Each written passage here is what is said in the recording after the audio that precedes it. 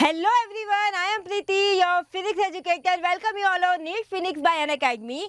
तो भाई I hope कि आप सब बहुत अच्छे होंगे, बहुत अच्छे से अपने नीट 2025 के एग्जाम की तैयारी कर रहे होंगे। तो जैसे कि कॉन्सेप्ट का खात्मा, आज है हमारा लेक्चर नंबर 2 और इसमें हम बेटा लेने वाले हैं हमारा इंटीग्रेशन। ठीक है, इंटीग्रेशन का मतलब क्या होता है कि जब कोई चीज़ एक्यूमुलेट हो जाती है तो वो चीज़ पर्टिकुलरली कितनी एक्यूमुलेशन हुआ है उस चीज़ का, ठीक है, how much something is accumulating, उसको बेटा हम किससे सॉल्व करेंगे, उसको हम बेटा इंटीग्रेशन से सॉल्व करते हैं।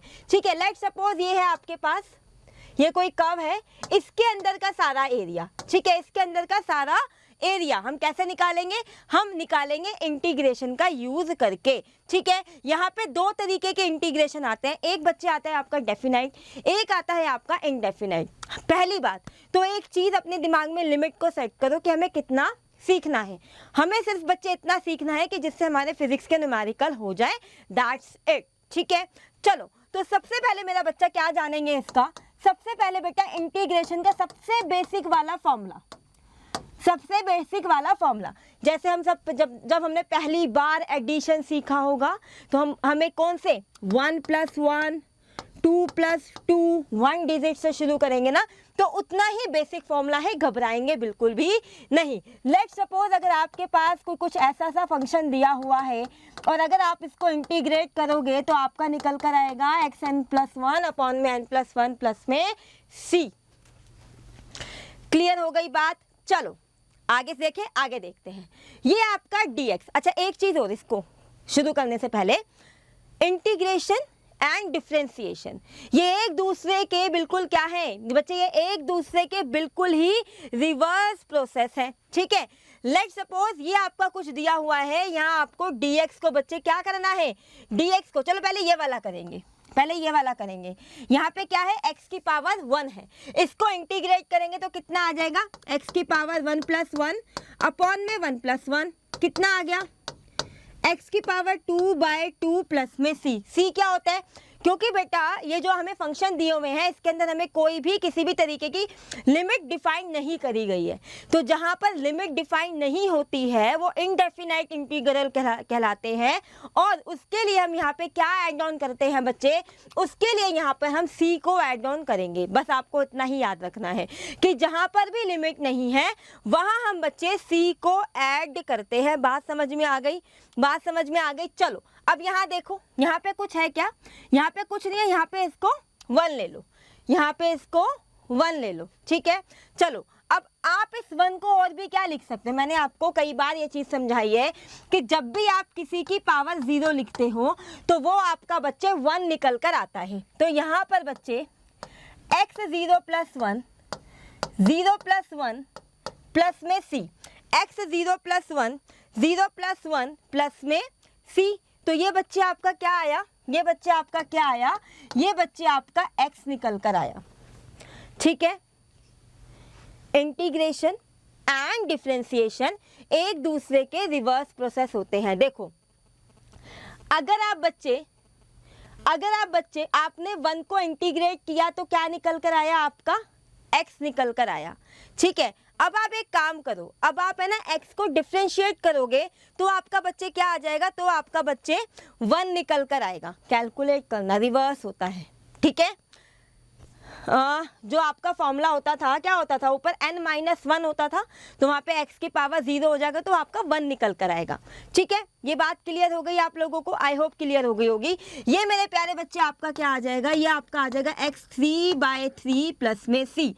ये आपका क्या आ जाएगा, इसका आपको सीधा सीधा याद रखना है, ये बच्चे आपको सीधा सीधा याद रखना है। इसका क्या होता है, -1/x प्लस c। इसको आप इंटीग्रेट ऐसे कर सकते हो। ठीक है, जब आप बच्चे इसको इंटीग्रेट करोगे तो x -2 + 1 -2 + 1 प्लस c, तो ये आपका कुछ -1, ये आपका कुछ -1 प्लस c, और ये आपका आ जाएगा 1/x माइनस में प्लस c। लेकिन पेपर में हमारे पास इतना टाइम नहीं होता तो मेरे प्यारे बच्चे आप इसको सीधा याद करेंगे कि 1/x² का जो बच्चे इंटीग्रेशन निकल कर आता है वो आपके पास क्या होता है, वो हमारे पास -1/x होता है। क्लियर हो गई बात? चलो चलिए अगला देखेंगे एक बार। अगला क्या है, हाँ यहाँ देखो, when n is equals to -1, जब आपके पास n क्या है -1 है, ठीक है, n इज इक्वल्स टू -1 पे ये वाला आपका एप्लीकेबल नहीं होगा। जैसे हमने अभी पीछे किया वो 1/x² था, वो 1/x² था, तो हम इसको ऊपर ले गए और हमने इसको इस तरीके से कर दिया। लेकिन अगर यहाँ पे x की पावर -1 है, यहाँ पे ध्यान देंगे ये वाला बच्चे जो आपका फॉर्मूला है ना, n इज इक्वल्स टू, बेटा n इज इक्वल्स टू आपका 1 पर, n इज इक्वल्स टू -1 पर आपका एप्लीकेबल नहीं है। n इज इक्वल्स टू -1 पर बेटा ये आपका एप्लीकेबल नहीं है। बात समझ में आ रही है, आ गई? चलो, तो n इज इक्वल्स टू -1 पे एप्लीकेबल नहीं है, तो यहाँ पे ये n इज इक्वल्स टू -1 वाला ये केस निकल कर आया 1/x। तो ध्यान देंगे बच्चे 1/x का जो आपका इंटीग्रेशन होता है वो ध्यान रखेंगे, वो क्या होता है आपका log ex होता है। मेरे प्यारे बच्चे ex का इंटीग्रेशन ex ही रहता है। ex एक इतना अच्छा, मतलब इतनी अच्छा फंक्शन है कि चाहे आप इसको डिफरेंशिएट करो या फिर चाहे आप इसको इंटीग्रेट करो, ये मेरे प्यारे बच्चे आपका ex ही रहेगा। बात समझ में आ गई? अब आता है बेटा आपका log ex। अब क्या आता है आपका? अब आपका आता है log ex, ठीक है। तो ये आपका क्या हो जाएगा, x log ex माइनस में x। क्लियर हो गया? x log ex माइनस में, ओके। अब मैं आपको ना कुछ एक और एग्जांपल करवाना चाहती हूँ। लेट्स सपोज कि आपके पास इंटीग्रेशन में कुछ दिया हुआ है इस तरीके से 7x, ठीक है, 7x dx को आपको इंटीग्रेट करना है, तो मेरा प्यारा बच्चा कैसे करेगा? जल्दी जल्दी बोल। ठीक है, देखो अगर इंटीग्रेशन में कोई भी आपके अंदर कांस्टेंट नंबर है तो वो ऑटोमेटिकली बाहर आ सकता है। जैसे ये 7 मेरे प्यारे बच्चे आपका बाहर आ जाएगा और आपका बचेगा क्या, x dx। और मेरा प्यारा बच्चा जब इसको सॉल्व करेगा तो ये कितना आ जाएगा आपका n+1 और ये 7/2। क्लियर हो गई बात? अच्छा, लेट्स सपोज कि ये x नहीं दिया हुआ, आपके पास सिर्फ ये 7 है, सिर्फ ये 7 है, तो आप कैसे इंटीग्रेट करोगे? तो मेरा प्यारा बच्चा ये 7 बाहर निकलेगा तो यहाँ पे क्या बचेगा, dx, और 1 का इंटीग्रेशन x, x का differentiation 1। Differentiation and integration are the उल्टा प्रोसेस, ठीक है। तो ये बच्चे आपका कितना आ जाएगा, 7x प्लस में c। क्लियर हो गई बात? लेट्स सपोज एक एग्जांपल और ले लें, 7ex dx। 7 बाहर, ex का होता है ex, प्लस में कितना आ जाएगा मेरे बच्चे, प्लस में आ जाएगा c। बात समझ में आ रही है? बात समझ में आ रही है या नहीं आ रही? आ रही होगी। आई होप कि ये चीजें आपको क्लियर हो गई होंगी। अगला देखते हैं हम लोग ट्रिग्नोमेट्रिक फंक्शन। तो बेटा sin x का कितना हो जाएगा आपके पास, ये मेरे प्यारे बच्चे हो जाएगा -cos x plus c। cos x का कितना हो जाएगा बच्चे, ये आपके पास हो जाएगा sin x प्लस में c। sec square x dx का कितना हो जाएगा, ये बच्चे हो जाएगा tan x प्लस में c। और cos स्क्वायर x का कितना हो जाएगा, ये बच्चे आपके पास हो जाएगा -cot x प्लस में c। क्लियर हो गई इतनी बात? क्लियर हो गई। चलो आओ अगला देखते हैं। अगला क्या है बेटा, अगर आपके पास कोई ax प्लस b टाइप दिया हुआ है, काश ऐसा हो जाता कि ये sin ax प्लस b की जगह sin x होता और मैं सिंपली -cos x की लिखकर आगे निकलता, लेकिन ऐसा नहीं है। जहाँ पे काश आ रहा है ना उसको समझो, लेकिन यहाँ पर मेरे प्यारे बच्चे ऐसा कुछ भी नहीं है। sin ax प्लस b करना कैसे, यहाँ देखो, सिंपली माइंड में ये सोचो कि ये ax प्लस b ना हो के ये है क्या, ये x ही है। तो अगर ये सिंपली sin x होता तो आप इसको लिखते -cos x, ठीक है। लेकिन x की जगह मेरे प्यारे बच्चे ये क्या है, ये आपका है ax प्लस में b, और नीचे बच्चा क्या आ जाएगा, एक डिवाइड हो जाएगा, प्लस में कितना आ जाएगा आपका c निकल कर आ जाएगा। बोलो क्लियर है या नहीं? अब सिंपली इसको लिखो, sin ax प्लस में b बाय a प्लस में c। सिंपली इसको लिखो, tan ax प्लस में b अपॉन में a प्लस में c। सिंपली इसको लिखो, -cot ax प्लस में b अपॉन में a प्लस में c। क्लियर हो गई बात? क्लियर हो गई बात? आई होप यार मज़ा तो आ रहा होगा, समझ में चीज़ें आ रही होंगी, ठीक है। तो चलो आगे देखते हैं। आगे क्या देखना है, लेट सपोज मैं ना आपको एक क्वेश्चन दे देती हूँ। मैं क्या क्वेश्चन दे दूँ, मैंने आपको दिया बेटा कि 1 में ax प्लस में b dx। आपको इसको क्या करना है, आपको इसको सॉल्व करना है। तो कैसे करोगे, 1 में ax प्लस में b, 1/x तो वैलिड नहीं है, 1/x तो आपका वैलिड नहीं है। 1/x का इंटीग्रेशन हम कितना लिखते थे, log x लिखते थे। तो ये बच्चे आपका कितना हो जाएगा, log ax प्लस में b हो जाएगा, अपॉन में कितना आ जाएगा, a आ जाएगा, प्लस में c, प्लस में c। लेट सपोज मैं आपको एक क्वेश्चन और दे दूं, वो क्या है, e की पावर ax प्लस में b अपॉन प्लस में dx ले लो आप, ठीक है। तो कैसे करोगे, कैसे करोगे, कैसे करोगे, यहाँ देखो, ये तो आपका सेम ही रहेगा, ये तो आपका सेम ही रहेगा। नीचे कितना आ जाएगा बच्चे, आपका a लिख दोगे आप। क्लियर हो रही है बात? लेट सपोज मैंने आपको दे दिया sin 4x प्लस में 3, ठीक है। तो साइन का क्या होता है, यहाँ देखो, साइन का क्या होता है, साइन का होता है बेटा माइनस कॉस है, ax प्लस में b अपॉन में a। ये हो गया आपका a, ये हो गया आपका b, ठीक है। तो ये क्या हो गया, साइन का क्या बताया था मैंने, माइनस कॉस ax प्लस में b अपॉन में कितना आ जाएगा ये बेटा a। आई होप आपको चीजें समझ में आ रही होंगी। चलो अब है बेटा डेफिनाइट इंटीग्रल। डेफिनाइट इंटीग्रल, इसको बहुत सिंपली भाषा में समझना क्या होता है, यहाँ देखेंगे। लेट सपोज आपके पास क्या दिया हुआ है, आपको दे दिया x² dx। डेफिनाइट इंटीग्रल में हम किसी भी तरीके का c ऐड ऑन नहीं करते। क्यों? मैंने यहाँ पे आपको लिमिट दे दी 0 से 1।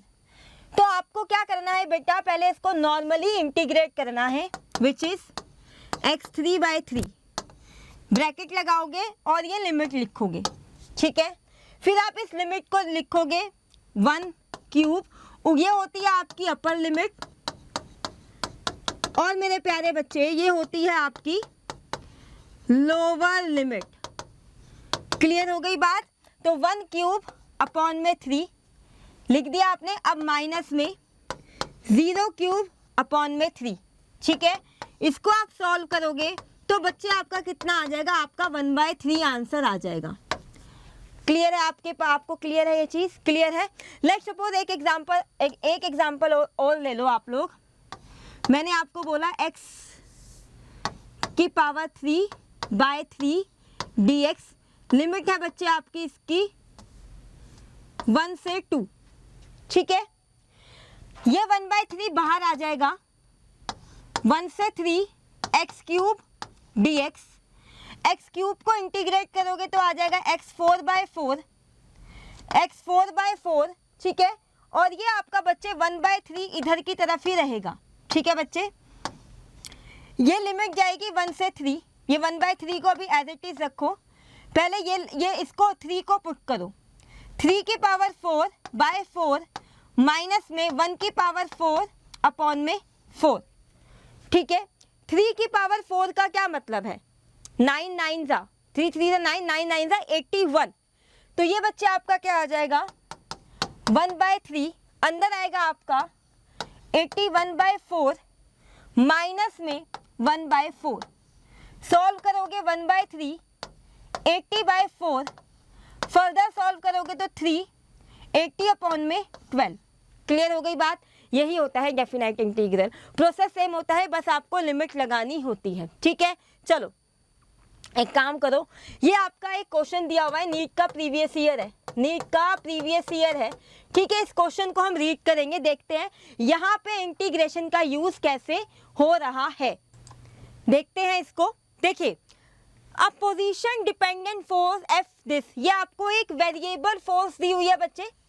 ये आपकी एक कैसी है वेरिएबल फोर्स आपको दी गई है। ये एक स्मॉल बॉडी ऑफ मास पर क्या कर रही है बेटा, मास, जिसका मास 2 kg दिया हुआ है, और ये बच्चे उस ऑब्जेक्ट को डिस्प्लेस कर रही है, मतलब मूव करा रही है पोजीशन दिस टू दिस, ठीक है। तो आपको वर्क डन निकालना है। अब मेरी बात को ध्यान से सुनना, आपका बच्चे ये जो वर्क डन है, work done is also equals to area under the area under the F D curve. बात समझ में आ रही है? जो बच्चे आपका एरिया आता है under the F D curve, वो ऑलरेडी बच्चे आपका वर्क डन कहलाता है। लेकिन हमने वर्क डन की एक और डेफिनेशन देखी है कि एरिया अंडर दी कर्व को हम कैसे सॉल्व करेंगे, विच इज हम क्या मेथड लगाते हैं, इंटीग्रेशन का लगाते हैं। तो हमें यहाँ से एक आइडिया लगा, भाई यहाँ देखो, ये हमारे पास एक वेरिएबल फोर्स है, क्या है, 7 माइनस 2x प्लस में 3x स्क्वायर, और इसने डिस्प्लेस किया है ऑब्जेक्ट को, डिस्प्लेस किया है x1 से x2। ये x1 क्या है, 0, और बच्चे आपका x2 क्या है, 5। ठीक है, तो हम क्या कर सकते हैं बच्चे, 0 से 5 गए। ठीक है, कितना एरिया, कितना एक्यूमुलेट हुआ है। ठीक है, तो यहाँ पे 7 माइनस 2x प्लस में 3x स्क्वायर dx। 7 माइनस ये कितना हो जाएगा बच्चे आपके पास, 7x, इसको सॉल्व करोगे तो 2x स्क्वायर। इंडिविजुअली सॉल्व करें क्या, नहीं समझ में आया? यहाँ देखो, आप इसको अलग अलग करके भी लिख सकते हो। 0 से 5 7, फिर माइनस लगाया, dx लिख लेना यहाँ पे, फिर माइनस लगाया, 0 से 5 2x, dx लिख लिया, फिर प्लस लगाया, 0 से 5 3x स्क्वायर। जब आप इसके ऊपर क्वेश्चन प्रैक्टिस कर लोगे तो आपको ऐसे करने की कोई भी नीड नहीं होगी। ठीक है, चलो आओ, 7 का कितना हो जाएगा, 7x मानते हो, माइनस में 2 का कितना हो जाएगा, 2 बाहर आएगा तो x स्क्वायर बाय कितना आ जाएगा, 2 आ जाएगा। तो ये 2 से 2 कैंसिल, तो ये कितना बचेगा, x स्क्वायर। यहाँ पे देखते हैं, ये हो जाएगा बच्चे एक्स क्यूब बाय 3, 3 से 3 कैंसिल, तो ये कितना आ गया आपका बच्चे, एक्स क्यूब आ गया। आप अलग अलग करके भी लिमिट लगा सकते हैं, लेकिन लिमिट आप एक ही साथ लगाना इसको सॉल्व करके। ठीक है, 0 से 5। ठीक है, 5 को बच्चे जब आप यहाँ पे पुट करोगे तो ये कितना आ जाएगा, 7 5 जा 35, माइनस में 25 प्लस में 125। 5 का क्यूब करोगे तो 125। 0 को लगाने की कोई नीड नहीं है क्योंकि कोई भी इम्पैक्ट नहीं आने वाला। 35 में से 25 माइनस करोगे तो कितना बचेगा, 10 बचेगा। 10 प्लस में 125, तो ये बच्चे आपका कितना हो गया, ये आपका हो गया 135 जूल। ठीक है, इतना वर्क डन उसने किया है। आई होप कि आपको बच्चे ये क्लास अच्छी लगी होगी। तो मिलते हैं हम अपने नेक्स्ट सेशन में। Till then bye bye, take care, eat healthy and think healthy. Bye bye.